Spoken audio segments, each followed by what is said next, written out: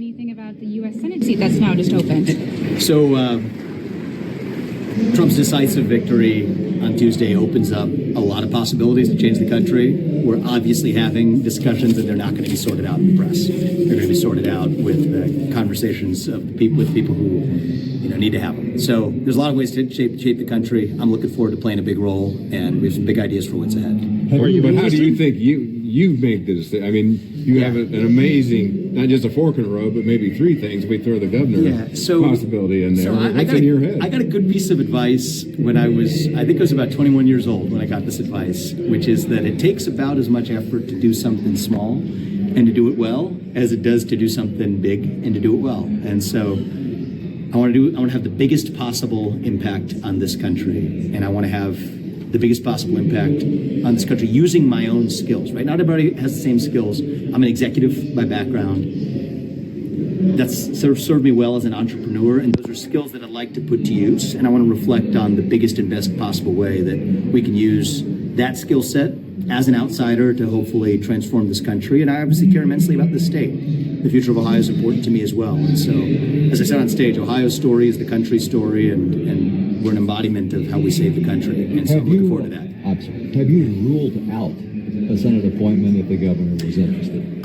For the purpose of this conversation, I'll just say we are having a lot of conversations with President Trump, the transition at every level, about what's next. And I'm looking forward to sharing that with you once we've made decisions. But we're not going to sort that on the press. I read that you moved your business to Texas. Can you explain that and why that happened? Sure. So to be clear, I stepped down from Strive before I ran for U.S. president, but I founded the company, and it's near and dear to my heart, and I'm so proud of their mission. And one of the things that Matt Cole, the CEO, would tell you is that the expansion that they were charting into wealth management, which is a new vertical they were entering, really was best done in one of the most business-friendly, if not the most business-friendly state in the country in terms of attracting the top talent needed to do that.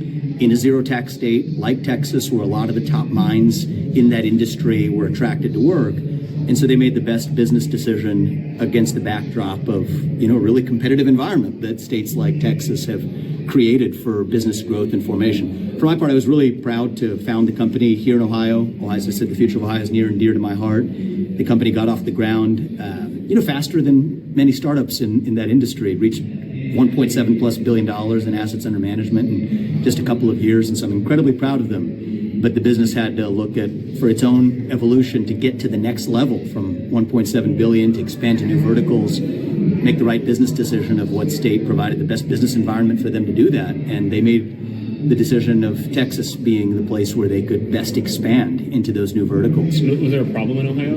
Well, I'm not. You can talk to Matt and the team that made the decision. But what I will tell you is that I'm incredibly passionate about making sure that Ohio is the most competitive state in the country to start and grow a new business. And you know what? Even the experience of starting and growing a new business here, and understanding and attracting talent here, but also understanding what some of the obstacles to attracting talent here are, including Ivanka Trump, who is at least 3 members of the Trump family are reportedly considering runs for office, including Ivanka Trump, who is expected to challenge for Mr. Rubio's seat in Florida. Well, I don't really get into the parlor games of Washington other than to tell you that when you decide to run for re-election in a state like Florida, you have to be prepared for its competitive race. You run it like a competitive race. So that's what I'm preparing to run. Very competitive race against a tough opponent. I'm sure the Democrats are going to have someone who's going to be very well funded. US political expert Joe Siracusa says a Senate seat could only be just the beginning for the ex-president's daughter. She's going to probably have a shot at the presidency when President Trump said very